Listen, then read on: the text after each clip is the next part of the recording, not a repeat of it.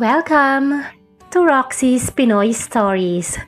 Isa na naman pong kwento ang ating matutunghayan na ibabahagi sa atin ng ating letter sender na si Gio.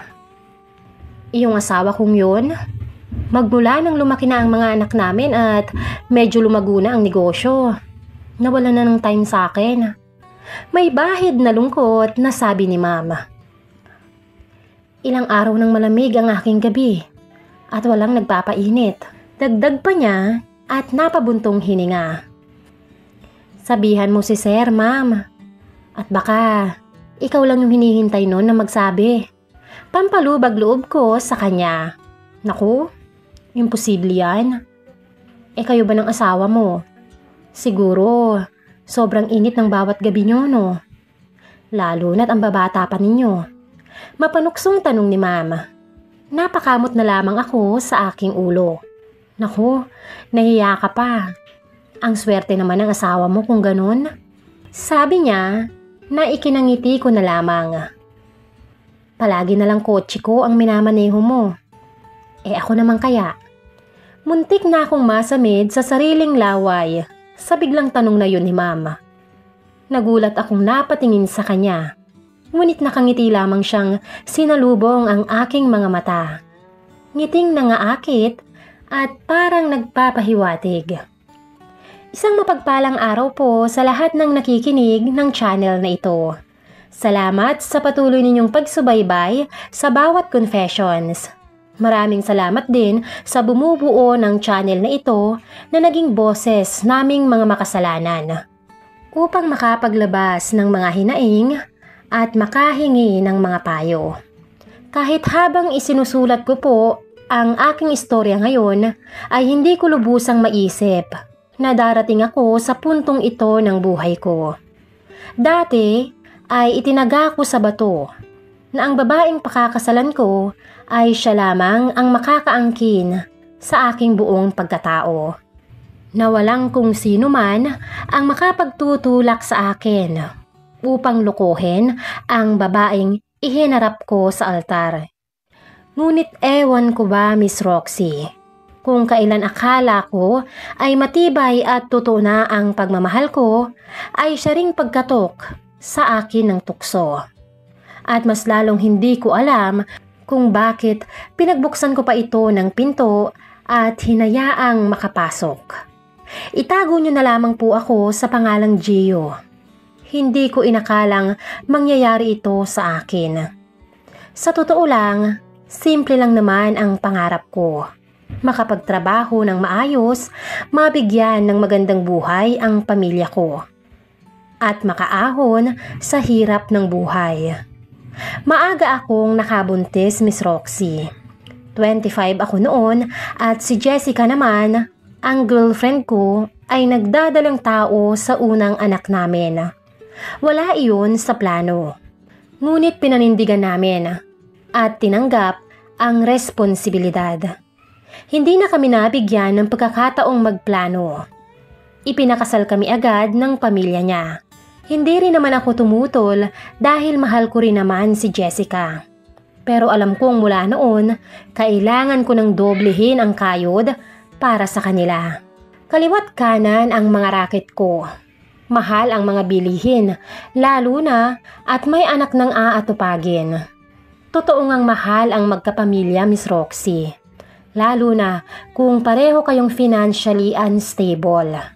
Kaya nung makahanap ako ng trabaho bilang driver at all-around assistant ni Ma'am Clarice, para bang jackpot na. Malaki-laki ang sweldo kumpara sa dati kong trabaho sa isang construction site. At may mga benepisyo pa na kasama yun. Sabi ko sa sarili ko, ito na. Mapapaaral ko na si Nathan ng maayos. Si Ma'am Clarice ay nasa early 40s. Maganda pa rin kahit may edad. Maputi, makinis, at halatang alagang-alaga ang sarili. Mabango kahit bagong gising lang. At yung tindig niya, parang laging handang humarap sa tao. May asawa na si Ma'am Clarice, si Sir June, pero madalas ay wala siya sa bahay dahil sa negosyo nila. May 2 anak na parehong nasa kolehiyo na at nakatira sa dorm. Sa bahay ay may iba pang mga kasambahay. Pero kadalasan ay kami ni Ma'am ang magkasama kapag lumalabas o may mga gawaing kailangan ng lakas ng lalaki. Boy, pakikuha nga yung mga grocery bag sa kotse. Mabigat-bigat ha? Sabi niya minsang dumating mula sa supermarket. Opo ma'am, dali-dali akong lumabas at kinuha ang mga bag. Pagbalik ko sa kusina ay naroon siya. Nakatali ang buhok at nakangiti. Salamat ha. Kung wala ka, baka na-stress na kami sa kakabuhat. Wala yun ma'am, trabaho ko po yan. Pero iba yung ngiti niya, Miss Roxy. Hindi lang simpleng pasasalamat. Parang may lambing na mahirap baliwalain. Sa simula, iniisip ko na trabaho lang ang lahat ng ito. Baka natural lang sa kanya na maging palakaibigan. Pero habang tumatagal, napapansin ko na mas dumadalas ang mga pagkakataong kaming dalawa lang ang magkasama. Sa veranda habang nagkakape. Sa loob ng sasakyan habang hinihintay na matapos ang errands. O sa bodega habang inaayos ang mga gamit na hindi na kailangan. Isang hapon, habang hinuhugasan ko ang sasakyan, ay nakaupo siya sa veranda. Nakasando lang at shorts. Boy, ilang taon ka na nga ulit? Tanong niya bigla. 29 po, ma'am. Ah, bata pa pala. Hindi halata. Ang seryoso mo kasi. Ngumiti lang ako pero sa loob-loob ko ay napansin ko na napatitig siya ng matagal bago siya muling tumingin sa cellphone niya. At doon, Miss Roxy, ay nagsimula yung maliit pero kumakapit na tanong sa utak ko. Trabaho lang ba talaga ito? O may iba pang ibig sabihin ang mga titig at ngiti ni Ma'am Clarice? Mula nang napansin ko yung mga titig at ngiti ni Ma'am, ay parang mas naging madalas na kaming nagkakausap ng personal. Hindi na lang puro tungkol sa trabaho. Minsan, habang nag-aayos ako ng mga gamit sa garahe ay lumapit siya. Gio, mamaya na yan. Samahan mo muna ako sandali sa mall. Bibili lang ako ng damit para sa event sa opisina. Wala kasi si Sir Jun mo, tapos wala rin yung mga anak ko. Ayoko kayang mag-isa. Sabi niya. Sige po ma'am, wala pong problema. Pagdating sa mall, habang nag-aantay ako sa labas ng fitting room, ay bigla siyang lumabas. Suot ang isang fitted na dress. Okay ba sa'yo to? Hindi ba masyadong sexy? Napakagat ako sa labi ko. Sabay iling. Napakagat ako sa labi ko, sabay iling. Maganda ang kurba ng katawan ni mama. Kahit medyo may edad na, ay halata mong minimaintain niya ang hugis ng kanyang katawan. Bagay na bagay sa kanya ang napili niyang dress. Hapit na hapit sa kanyang katawan. Bagay po sa inyo, ma'am. Napakaganda niyo po. Ngumiti siya. Alam mo, mas gusto ko yung sagot mo kaysa sa mga komento ng asawa ko. Lagi na lang praktikal. Hindi yun ang huling beses na nangyari yun. May mga araw na sa halip na ipagawa sa ibang tao, ay ako na mismo ang inuutusan niya para sa mga bagay na parang personal na masyado. Tulad ng pagpunta sa kwarto niya para mag-ayos ng kurtina habang nakaupo siya sa kama. O pagdala ng almusal niya sa veranda habang bagong ligo siya at basa pa ang buhok. Isang gabi, matapos ko siyang ihatid galing sa dinner meeting, ay sinabi niya, "Pasok ka muna boy, may ipapakita lang ako." Pagkapasok ko, ay dinala niya ako sa living room at ipinakita ang ilang gamit na kailangan raw ilagay sa mataas na cabinet. Habang inaabot ko yung mga kahon, ay naramdaman kong nasa likod ko siya. Sobrang lapit. Ramdam ko maging ang kanyang hinaharap na napadikit na sa bandang likuran ko. "Careful ka ha, baka mahulog ka." Bulong niya at halos maramdaman ko ang hininga niya sa batok ko. Kinabukasan ay binigyan niya ako ng bagong relo. "Oh, pasalubong ko sa'yo para hindi ka na malate," sabi niya sabay kindat. "Ma'am, masyado po yata to." "Wala yun. Basta, alagaan mo ko dito sa bahay." Pagputol niya sa sasabihin ko sana. Sa bahay namin ay hindi ko naman kinukwento kay Jessica ang mga bagay na to. Wala naman kasing nangyayaring masama. O iyon lang ang sinasabi ko sa sarili ko. Pero unti-unti ay naiisip ko kung bakit parang may kakaiba sa mga kilos ni Ma'am Clarice. At kung bakit sa kabila ng lahat ay hindi ko rin magawang umiwas. Minsan ay napatext si Ma'am. Kailangan daw ayusin yung doorknob sa kwarto niya. Pagdating ko ay naka-shorts lang siya na sobrang ikli at isang maluwag na sando. Halos kita na yung strap ng bra niya sa gilid. Pilit kong iniiwas ang aking tingin mula sa kanyang katawan. "Pasensya ka na, boy. Ganito talaga ako mag-ayos sa bahay," sabi niya sabay tawa. Parang wala lang. "Walang problema po, ma'am," sagot ko at pilit na ibinabaling ang tingin sa doorknob. Pero habang binubuksan ko yung lock ay lumapit siya ng sobrang lapit. Hawak ang cellphone. "Selfie tayo para may ebidensya na ikaw ang nag-ayos nito." Paglapit ng mukha niya sa balikat ko ay naamoy ko yung pabango niya. Yung tipo na matamis pero may halong amoy na parang bagong ligo. Napalunok ako, Miss Roxy. Minsan, habang naglilinis ako sa garden, ay dumating siya mula sa jogging. Pawis na pawis pero imbis na dumiretso sa loob ay umupo siya sa tabi ko. "Gio, pakibukas nga yung bote ng tubig. Wala na akong lakas," sabi niya sabay hawak sa braso ko.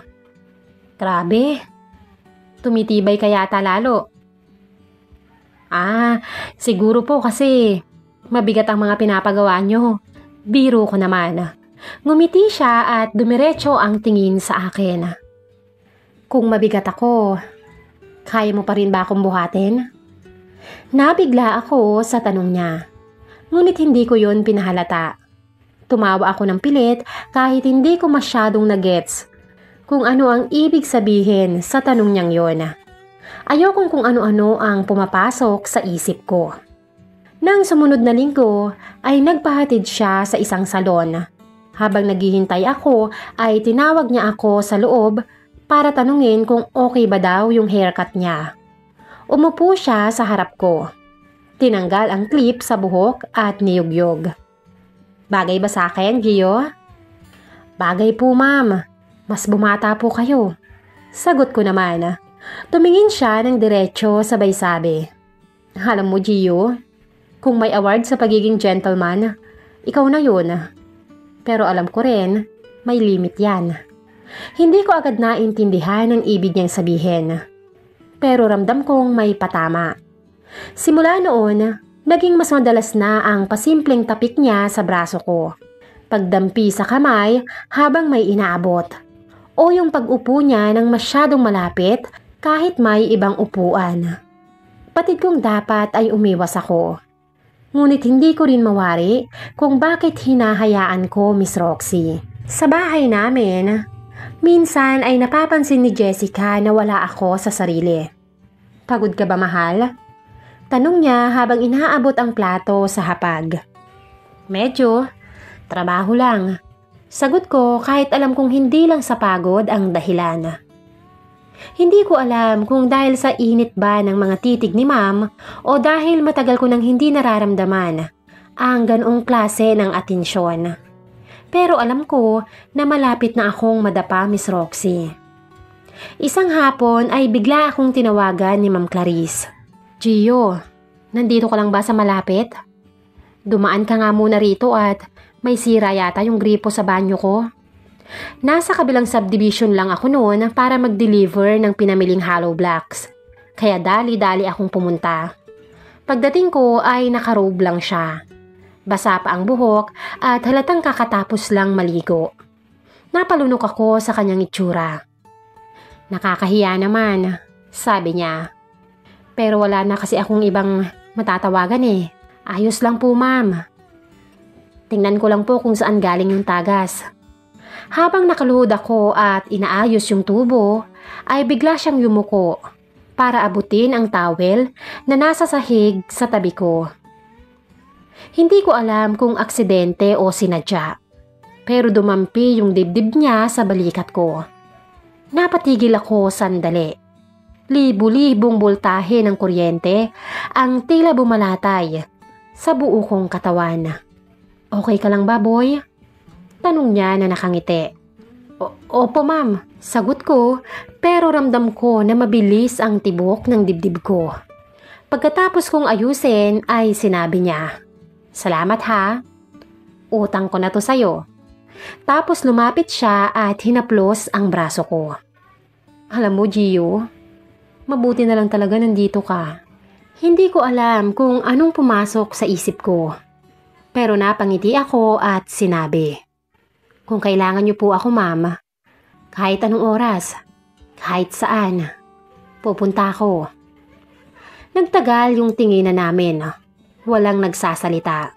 Pero parang malinaw na ang sinasabi ng mga mata namin. At bago ko pa maisip kung tama o mali, ay siya na ang unang gumalaw.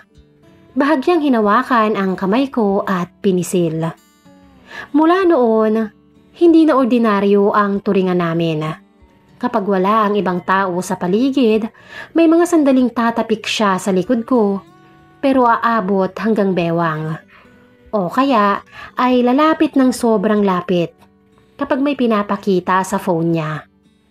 Isang gabi, bago ako umuwi ay binigyan niya ako ng maliit na supot ng pagkain. Para kay Jessica at sa anak mo. Pero tumingin siya sa akin na parang may ibig pang sabihin. Para sa'yo rin to. Pagdating ko sa bahay, ay hinila ako ni Jessica sa kusina. "Oh, mahal, saan galing to? Ang ganda ng pagkakapak ha?" Kay ma'am. Pasalubong raw." "Ang bait naman ng amo mo," sabi ng aking asawa at ngumiti. Pero sa isip ko, alam kong may halong ibang ibig sabihin yung regalo na yon. At mas lalo lang akong nahatak sa isang bagay na alam kong delikado. Ilang linggo, matapos yung huling insidente, ay lalo lang dumami ang mga dahilan ni Ma'am Clarice para tawagin ako. Minsan ay simpleng bitbit lang ng grocery. Minsan naman ay simpleng pag-aayos lang ng gamit sa istante. Isang gabi ay tumawag siya habang pauwi na ako mula sa ibang site. "Gio, pwede ka bang pumunta rito? May sira yata ulit yung doorknob ng kwarto ko. Ang hirap pihitin eh. Hindi ko mabuksan ng maayos." Sinabi ko kay Jessica na may emergency call si mama. "Baka hindi ako makauwi agad, mahal." Gabi na, mahal. Bukas mo na lang kaya puntahan. Kailangan daw ngayon eh. Baka magka-problema sa lock. Sandali lang to." Umiling siya pero tumango. "O sige, mag-iingat ka ha." Pagdating ko sa bahay ni Ma'am Clarice ay nagulat ako. Nakapambahay shorts na maluwag at sando lang. Wala rin siyang suot na panloob at halata sa ilalim. Sunod-sunod ang aking paglunok. Sobrang pagpipigil na ang aking ginagawa, Miss Roxy. At baka konti na lang ay hindi ko na makontrol ang sarili ko. Pasensya ka na, boy. Nakakahiyaman pero natatakot akong matulog na hindi ayos yung pinto. Sabi niya habang itinuturo ang kwarto. Habang inaayos ko yung lock ay ramdam ko ang presensya niya. Lumingon ako at sobrang lapit ng mukha niya. Hindi ko na napigilan, Miss Roxy. Naglapat ang mga labi namin. Sa unay mabilis na parang nagulat. Pero nang hindi siya umurong ay naging mas malalim. Mas naging mainit. Hinawakan niya ang batok ko at hinila ako papasok sa kwarto. Wala nang usapan. Para kaming matagal nang nag-aasam ng mga sandaling yon. At nang matapos yun ay pareho kaming tahimik. Parehong humihingal. Pagkatapos ay naupo siya sa gilid ng kama. Hawak ang mga kamay ko. Chio, alam mong mali ito, hindi ba? Oo, ma'am. Pero hindi ko na naituloy ang sasabihin ko. Bago ako umalis ay inabot niya sa akin ang maliit na sobre. Bonus mo yan. Huwag mong isipin na binabayaran kita. Gusto ko lang maalagaan ka rin. Pag uwi ko ay mahimbing nang natutulog si Jessica. Hinalikan ko siya sa noo pero ramdam ko ang bigat sa dibdib ko. At sa gilid ng utak ko ay naroroon pa rin ang amoy at init ni Ma'am Clarice. Hindi ko alam kung ma-excite o matatakot ako. Kasi sigurado ako na hindi pa doon matatapos. Simula noon, naging mas bihasa kami sa pagtatago. Minsan, habang nasa kusina si Ma'am Clarice para magpainit ng kape, magdadahilan ako na may naayos sa likod bahay sa gilid ng maliit na bodega. Sisiksik kami sa dilim at uulitin ang isang mainit na tagpo sa pagitan naming dalawa. Bilisan mo, baka hinahanap na ako. Bulong niya habang ang mga daliri niya ay mahigpit na nakakapit sa damit ko. Wala yan, sandali na lang. Sagot ko pero ramdam ko na pareho kaming ayaw matapos ang mga sandaling yon.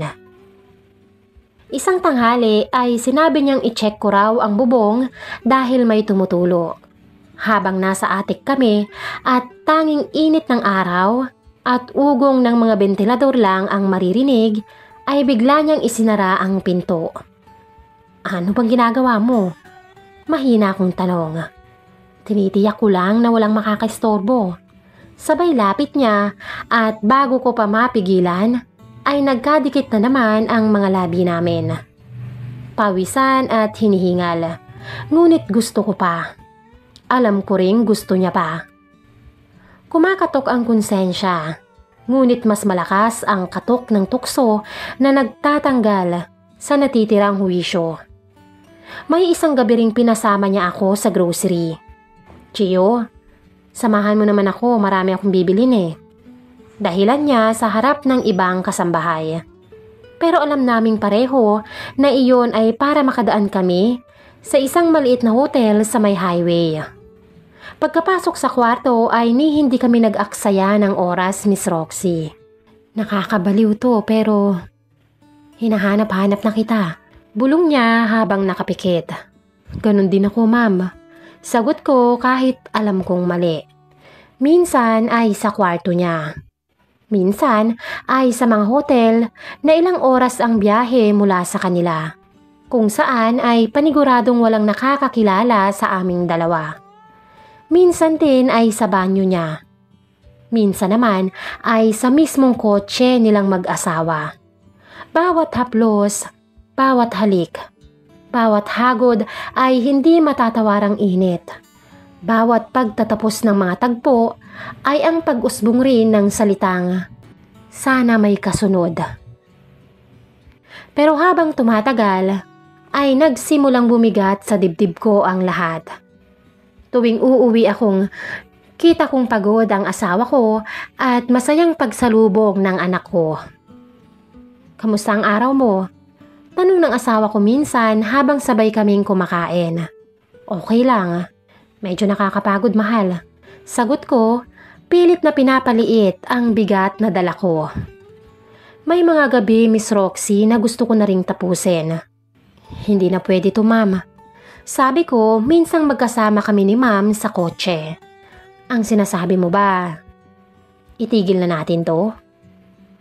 Kaya mo ba? Balik niya na may ngiti sa mga labi, pero may hamon sa mga mata. Hindi ako nakasagot, Miss Roxy. Napaisip ako.